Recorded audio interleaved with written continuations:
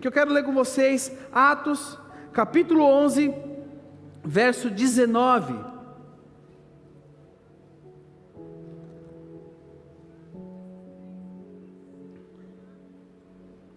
Atos 11, verso 19 diz o seguinte: os que tinham sido dispersos por causa da perseguição desencadeada com a morte de Estevão, chegaram até a Fenícia, Chipre e Antioquia, anunciando a mensagem apenas aos judeus. Alguns deles, todavia, cipriotas e sirineus, foram a Antioquia e começaram a falar também aos gregos, contando-lhes as boas novas a respeito do Senhor Jesus. A mão do Senhor estava com eles, e muitos creram e se converteram ao Senhor. Notícias desse fato chegaram aos ouvidos da igreja em Jerusalém, e eles enviaram Barnabé a Antioquia. Ali chegando e vendo a graça de Deus, presta atenção, ali chegando e vendo a graça de Deus, ficou alegre e os animou a permanecer fiéis ao Senhor de todo o coração. Ele era um homem bom, cheio do Espírito Santo e de fé, e muitas pessoas foram acrescentadas ao Senhor. Então Barnabé foi a Tarso procurar Saulo, e quando o encontrou, levou-o para Antioquia. Assim, durante um ano inteiro, Barnabé e Saulo se reuniram com a igreja e ensinaram a muitos. Em Antioquia, os discípulos foram pela primeira vez chamados cristãos. Naqueles dias, alguns profetas desceram de Jerusalém para Antioquia. Um deles, Ágabo, levantou-se e pelo Espírito predisse que uma grande fome sobreviveria a todo o mundo romano, o que aconteceu durante o reinado de Cláudio. Os discípulos, cada um segundo as suas possibilidades, decidiram providenciar ajuda para os irmãos que viviam na Judéia, e o fizeram, enviando suas ofertas aos presbíteros pelas mãos de Barnabé e Saulo. Amém? Irmãos, quando eu e você somos servos do Senhor, mortos para o mundo, nós entendemos que não podemos voltar atrás, entendemos que não podemos tomar a glória para si, entendemos que não se justifica para o mundo, e entendendo este contexto dentro da igreja, eu não falo igreja prédio, eu falo igreja corpo de Cristo, organismo vivo, corpo do Senhor Jesus.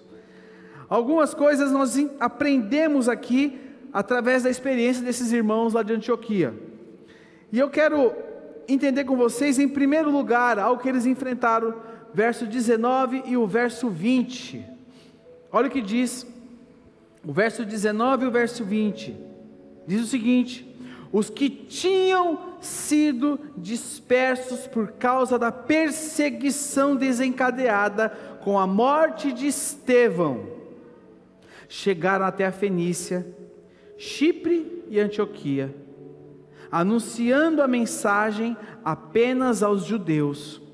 Alguns deles, todavia, cipriotas e sirineus, foram a Antioquia e começaram a falar também aos gregos, contando-lhes as boas novas a respeito do Senhor. Irmãos, o que eu entendo da experiência que nós temos de servir, quando eu passo pelo novo nascimento, começo a servir ao Senhor, entendo o meu chamado como discípulo do Senhor, em primeiro lugar, eu não enxergo os problemas, eu enxergo os problemas como oportunidade de crescimento. Irmãos, a igreja, ela não para por um problema. nós estamos saindo de um período onde tivemos que parar as reuniões. Eram dias que foi o André que falou uma vez que ele ministrou aqui o louvor, da experiência de ministrar com a câmera. Foram dias solitários aqui com uma equipe que fazia a transmissão, mas a igreja continuava em movimento, a igreja continuava viva, porque a igreja não está limitada a 4 paredes de um prédio, a igreja é o corpo vivo do Senhor Jesus. E aqui nós vemos que a perseguição trouxe sobre eles o quê? Uma oportunidade. Uma oportunidade. Oportunidade onde você enxerga aqui o contexto, que eles foram dispersos por causa da perseguição encaseada com a morte de Estevão, e eles chegaram até Fenícia, Chipre e Antioquia, anunciando a mensagem apenas aos judeus.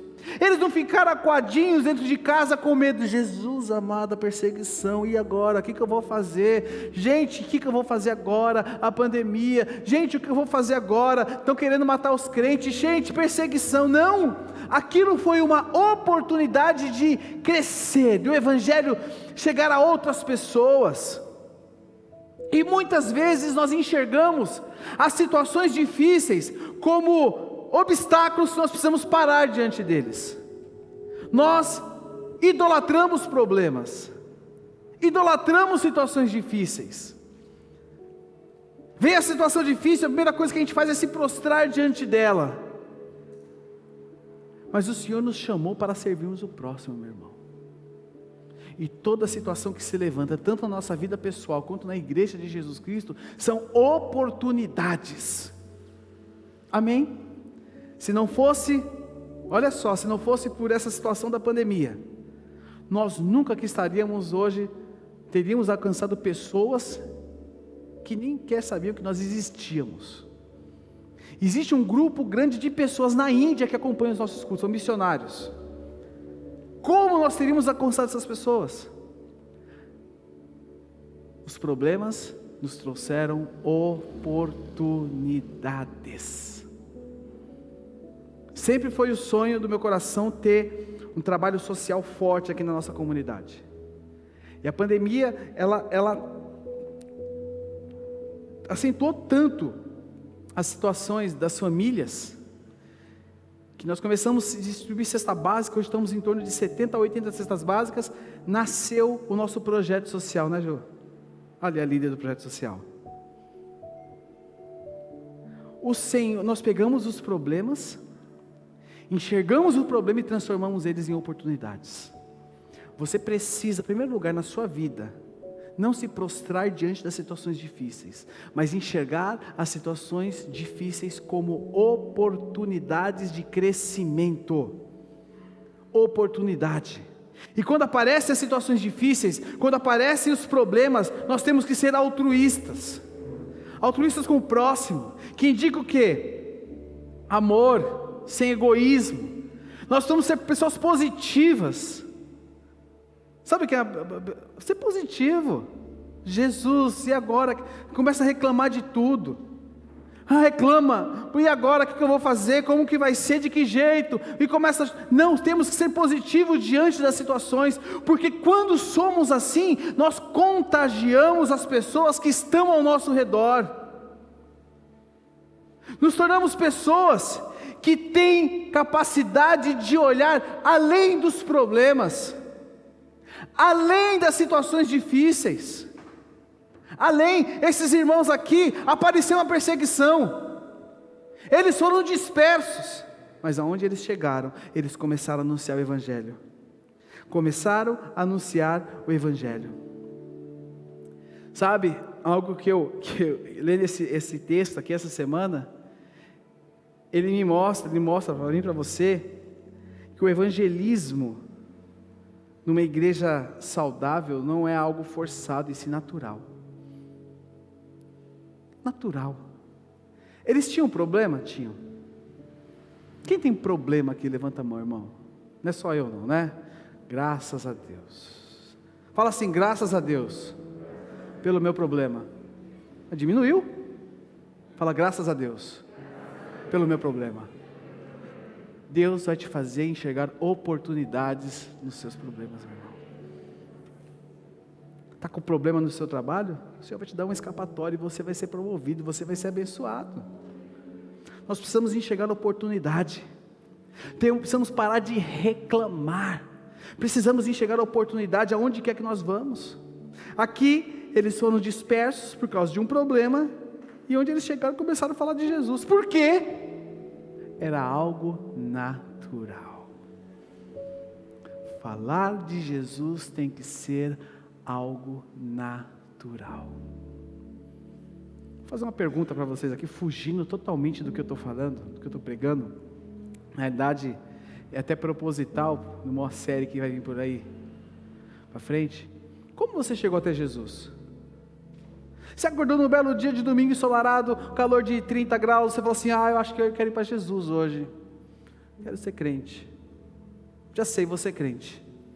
Foi assim? Alguém te trouxe? Quem foi levado até Jesus por alguém? Levanta a mão, bem alto. Mas eu nasci. Você não, presta atenção. Quem nasce em berço cristão não é neto de Deus. Você um dia teve uma experiência. Alguém foi ali que te empurrou para essa experiência. Todos nós tivemos uma ponte que nos levou até Jesus. Quem aqui é grato por ser discípulo do Senhor Jesus? Levante a mão. Você é grato mesmo? Sabe por que você está aí? Sabe por que você está aqui hoje? Sabe por que você é grato a isso? Porque um dia alguém, não se importando com os seus problemas, com as suas situações, entendeu que Jesus era a melhor resposta para a sua vida. Você está aqui hoje. O evangelismo numa igreja saudável não é algo forçado, é algo natural, porque eu falo daquilo que eu vivo. Eu falo do meu dia a dia. Eu falo daquilo que é natural para mim. E nós temos uma missão, irmãos. Eu e você temos uma missão. E a nossa missão é falar de Jesus. Mas falar de Jesus de forma natural, de acordo com a nossa vivência com Ele. Falar com as pessoas que estão ao nosso redor. Deus quer te usar como ponte para que outras pessoas sejam abençoadas, salvas e alcançadas em nome de Jesus. Amém? Verso 21 de Atos 11. Verso 21 de Atos 11 diz o seguinte: a mão do Senhor estava com eles, e muitos creram. E aconteceu o que com eles? Se converteram ao Senhor. Mas a palavra diz que a mão do Senhor estava com eles. O servo do Senhor, o discípulo do Senhor, está convencido da aprovação do Senhor. Aqui fala que a mão do Senhor estava com eles. E Deus só coloca a sua mão sobre obras que Ele aprova. A mão do Senhor estava sobre aquela igreja. Olha, tem uma frase do pastor Rick Warren. Rick Warren, ele é pastor da Saddleback Church lá na Califórnia. Ele escreveu aquele livro, Uma Vida com Propósito. Quem conhece o livro Uma Vida com Propósito? Ele foi escritor do livro. Inclusive ele orou na posse do presidente Barack Obama nos Estados Unidos. E tem uma frase dele que diz o seguinte: eu não sei o segredo do sucesso, mas do fracasso é tentar agradar todas as pessoas. Eu não sei o segredo do sucesso, mas do fracasso é tentar agradar todas as pessoas. Irmãos, eu quero agradar o Senhor. Eu quero agradar o Senhor. Eu quero agradar o meu Senhor. Porque a palavra diz que a mão dele estará sobre a minha vida. Porque a mão do Senhor estava sobre aquela igreja. Versículo 21 diz que houveram conversões de vidas. Porque a mão do Senhor estava sobre aquela igreja. Olha o que diz o verso 22. Olha o que diz o verso 22. Notícias desse fato chegaram aos ouvidos da igreja de Jerusalém, e eles enviaram a Barnabé. Por quê? Havia visão missionária. Missionária. E você vê o resultado disso no verso 26 de Atos 11. Olha o que diz o verso 26. E quando o encontrou, levou para Antioquia. Assim, durante 1 ano inteiro, Barnabé e Saulo se reuniram com a igreja e ensinaram a muitos. Em Antioquia, os discípulos foram pela primeira vez chamados cristãos. Irmãos, eles tinham a mão do Senhor sobre eles. Você precisa ter a mão do Senhor sobre a sua vida. Enquanto você viver a sua vida do seu jeito, do seu modo, as suas regras, as minhas regras, enquanto você não abrir mão do seu eu, do seu egoísmo, sabe o que você vai ter sobre você? A sua mão. Eu quero ter a mão do Senhor sobre a minha vida. Eu oro todos os dias para que a boa mão do Senhor esteja sobre essa comunidade. Eu oro todos os dias para que a boa mão do Senhor esteja sobre as nossas células. Eu oro todos os dias para que a boa mão do Senhor esteja sobre os nossos supervisores, sobre a supervisão deles. Irmãos, meu desejo é que a boa mão do Senhor esteja sobre a minha vida e sobre a sua vida. Porque se a boa mão do Senhor estiver sobre a sua vida, meu irmão, eu vou prosperar? Eu não sei te dizer se você vai prosperar, capaz que prospere, mas aonde você passar, vidas serão tocadas pela presença de Deus. Amém? Verso 23 de Atos 11, diz assim: este ali chegando e vendo a graça de Deus, olha só, chegou ali, viu a graça de Deus, ficou alegre, os animou a permanecerem fiéis ao Senhor de todo o coração.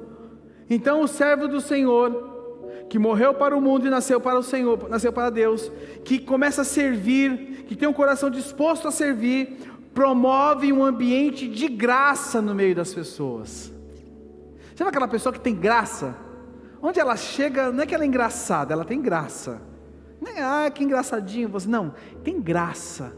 Você fala, tem alguma coisa diferente, você chega, alegria chega, graça.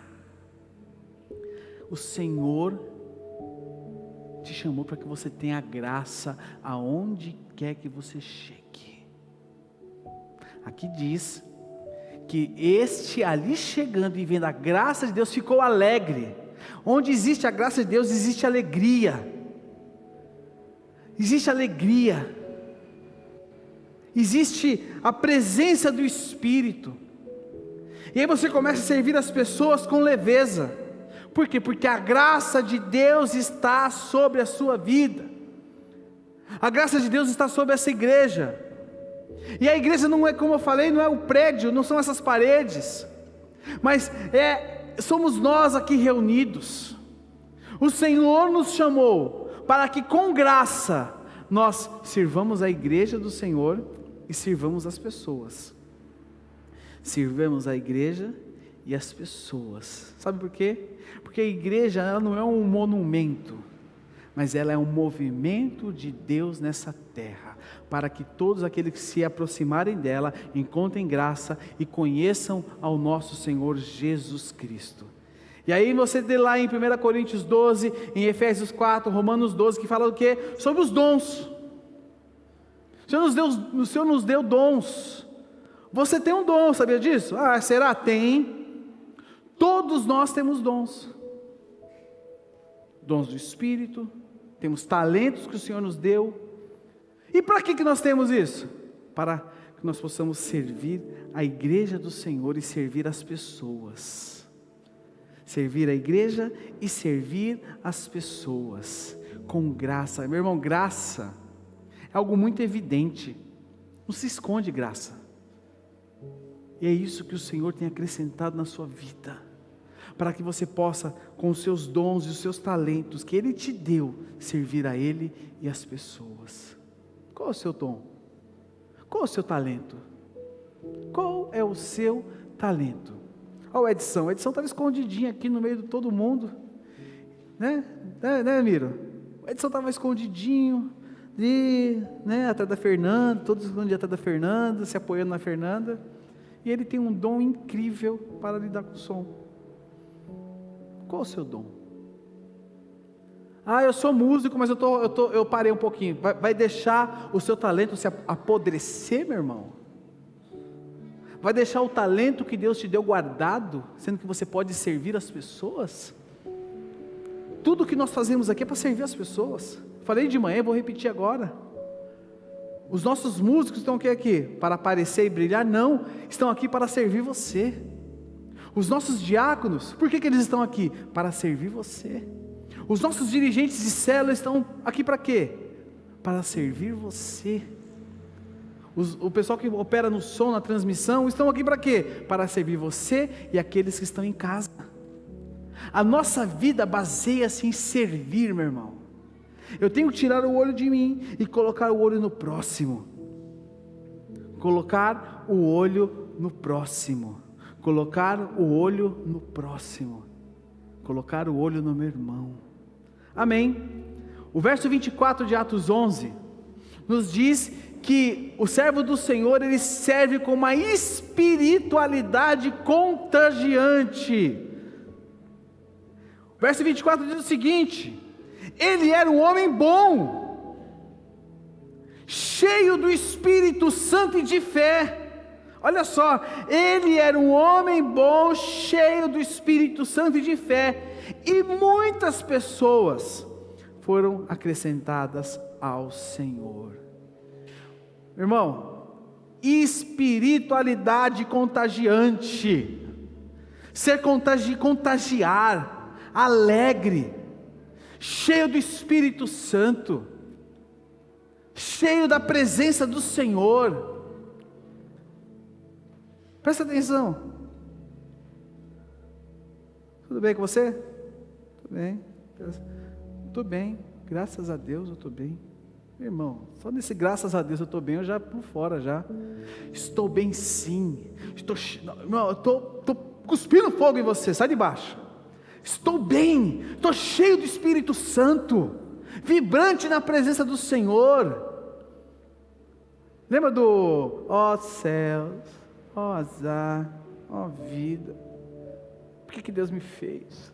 Não, irmão, você tem problema? Você tem problema. Você tem situação difícil? Você tem situação difícil, eu também tenho, todos nós temos, mas eu sou contagiante na presença do Senhor, na presença das pessoas, porque quem me abençoa e quem me guarda é o Senhor. Quem cuida da minha vida? É o Senhor. É o Senhor quem cuida da minha vida. Sabe, duas coisas ficarão evidentes em nosso meio: espiritualidade contagiante. E a espiritualidade contagiante, ela começa a trazer pessoas.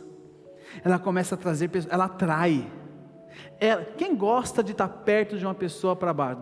Quem gosta? Você gosta, você curte. Tem gente que gosta. Quem gosta de estar perto de alguém contagiante? Você fala assim: olha, só de estar perto de você eu já fiquei rico. Só de estar perto de você eu já estou aqui, pulando. Quem gosta de estar perto de uma pessoa assim? Eu gosto. Espiritualidade contagiante. Sabe, meus irmãos, o verso 29 e o verso 30 nos dá aqui o quinto ponto, que é o último inclusive. 29 e 30 diz: os discípulos, isso aqui depois de uma dificuldade, depois de uma crise que havia sido predita, que o Senhor proferiu através de um servo seu, os discípulos, cada um segundo as suas possibilidades, decidiram providenciar ajuda para os irmãos que viviam na Judéia, e o fizeram enviando suas ofertas aos presbíteros pelas mãos de Paulo, de Barnabé e Saulo. Sabe, irmãos, nós precisamos entender que vida cristã é dar de si e dar do seu. Vida cristã é dar de si e dar do seu. Nós observamos o que acontecia ali.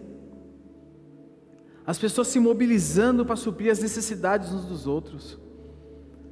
E lá em Filipenses 4,17, está escrito, o apóstolo Paulo escreve: não que eu esteja procurando ofertas. Ele não estava interessado em dinheiro. Mas ele completa: mas o que pode ser creditado na conta de vocês.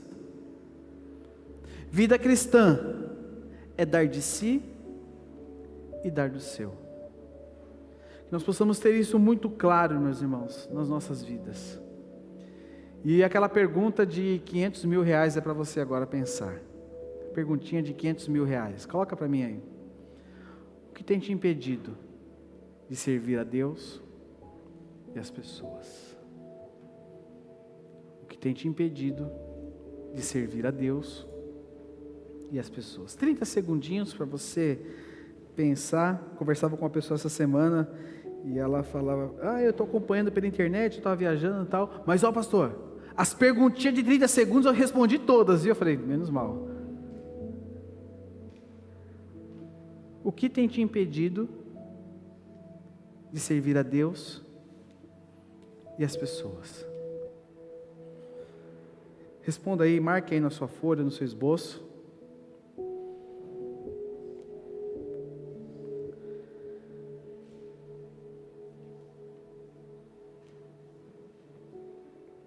Sabe, irmãos,